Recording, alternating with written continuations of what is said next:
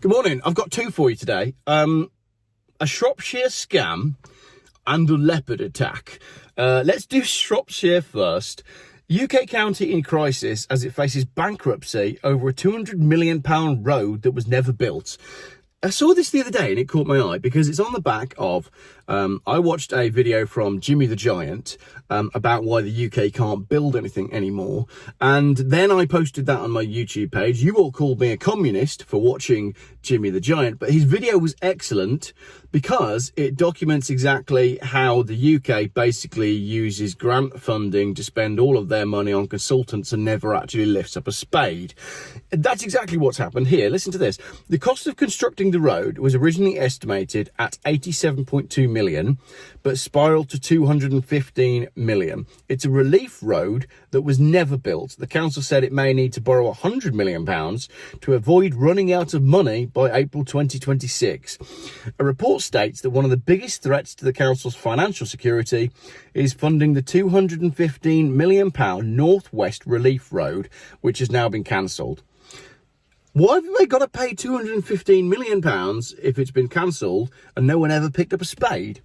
The scheme was originally put forward by the previous Conservative administration to reduce congestion and pollution in the town centre. £39 million had already been spent on the 4-mile-long bypass around Shrewsbury, which included £22 million on consultants.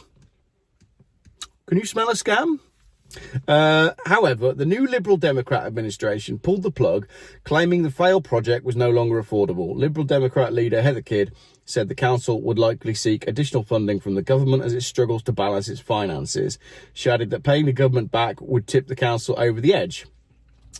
So they never built it. They spent £21.875 million on designer engineer consultancy fees and £7.975 million on pre-construction contracts. How do you spend £8 million on pre-construction contracts? Surely you just put a tender out and whoever comes back and promises to do the best job for the most affordable amount of money, don't go with the cheapest one because that'll be rubbish, and don't go for the most expensive one because that'll take forever. Go for a middle of the road offer and have someone build the road for you. This is just insane.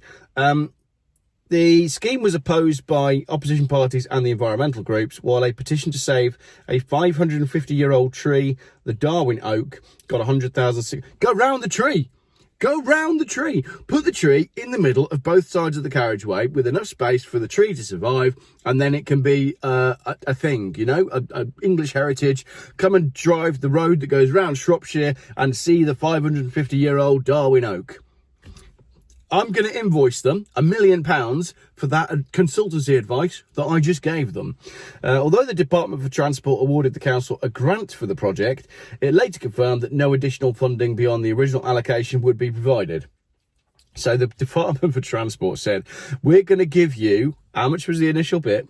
£87 million to build this road. PS, go round the tree. Then the council spent all of the initial money on consultants and then went back and asked for more money, and the government said no. I did this once when I was a kid.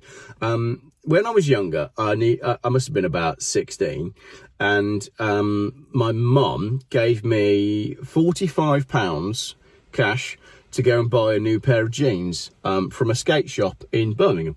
And I came back with a new set of trucks for my skateboard and no jeans. And that's exactly the same as this, except the repercussions here are much more dire because they are going to go bankrupt. So the council is going to be forced to borrow tens of millions of pounds for a road that was never built. Speaking to the BBC, she said that repaying the 2019 grant would tip the council over the edge. The council was among 29 local authorities granted exceptional financial support last winter, sharing £1.5 billion. So most of the councils in the UK are either bankrupt or on the verge of bankruptcy due to financial mismanagement and basically quangos and consultancy fees and paying for stuff that we never get. You should be questioning your council tax at this stage. I really struggle to film when I don't have a tooth. I apologise. And I'm sure if I look at the stats, people are unsubscribing because they're going, I don't want to watch this toothless guy making videos. But I'm going to carry on. Anyway, that's interesting. I've got loads of comments there, but I've basically covered them all in the article. Let's go on to this leopard attack in this two-part video. Man attacked by a leopard walking in English countryside and beast left claw marks. A man claims he was savaged by a leopard in Surrey. The 69-year-old said he was left bleeding and with claw marks all over his body after being attacked by the beast. Regular viewers of the channel, those of you that haven't unsubscribed because my tooth has fallen out again, because you'll know that my tooth has been an ongoing issue for the last 2 years due to something that happened at university, and my tooth then lasted about 12 years before it finally broke in half. Anyway, you will know that I have a bit of an obsession with big cats in the UK. I find it really interesting, and I believe that these cats are out there. This is the first time that I can recall that we've actually seen an article where someone has been attacked by one of these wild cats in the UK. He was walking in the Surrey hills when he spotted a deer through a hedge and he took some snaps. A light-coloured creature with dark spots then leapt at the hoofed animal before jumping onto him and clawing away, he claims. It comes as TV icon Ray Mears says big cats are roaming the UK. The bloke, who wishes to remain nameless, I hate it when newspapers use colloquial speak like bloke. One of the things that we looked at when I was at university studying a pointless degree that I thoroughly enjoyed and got in a ton of debt for was the way newspapers communicate with their readers in a way that keeps their readers stupid. So the reason the Sun will use words like cops and bloke is because they know that you understand that police and man are different ways of saying it, but they want to keep you stupid by perpetuating the fact that you are stupid and therefore you're only capable of reading that newspaper. That way they've captured a whole audience of stupid people that will only read that newspaper. Anyway, the bloke, who wishes to remain nameless, said, I'm embarrassed to even be talking about it because I know it sounds mad. I know people would think I'm crazy, but I also know what a leopard looks like. This wasn't a dog or a cat, it was a leopard with dark spots and all. That's a fact. He said the deer screeched and leapt through the hedge towards me, and I realised there was a large animal latched onto its back and side. They knocked me over and the deer fled, but the thing landed on me and started clawing at my neck and shoulder. I went to push it away with my right hand. That's when I realised it was a huge cat. I sort of hit it and ran off, and it ran off and I was left lying there dazed. He's been left with claw marks on his face, neck, right arm, knee and shoulder, as well as a sprained ankle. He said, I was so completely shocked, I just couldn't believe it. I don't think it meant to attack me. It was hunting the deer and I was in the way. It's not the first time a suspected big cat has been seen in Surrey. And if you follow the podcast Big Cat Conversations, which I can highly recommend, Rick Minter runs a superb podcast where he talks to people who have experienced big cat encounters in the UK. Good for when you're driving, actually, to listen to that. He has compiled dossiers recording hundreds of sightings across the country and previously told the BBC he's convinced 5 big cats are in the wild within a 10-mile radius of Guildford. I know, I believe it, and I think it's funny.